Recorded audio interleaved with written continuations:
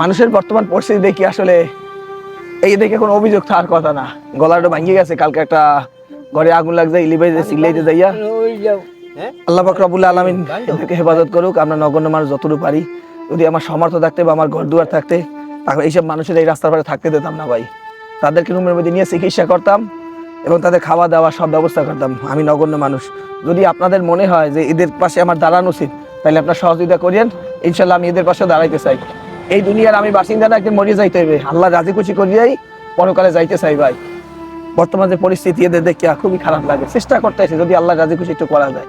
Video বেশি বেশি share দেবেন, লঙ্গি কিনে দিলাম, একটা কম্বল দিলাম, দুপুর খাবার দিলাম।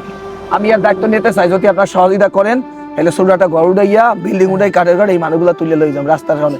বৃদ্ধাশ্রম না ভাই, আশ্রয় কেন্দ্র। এইসব মানুষ জানি দুঃখী দুঃখী শেষ না হইয়া যায় ভাই।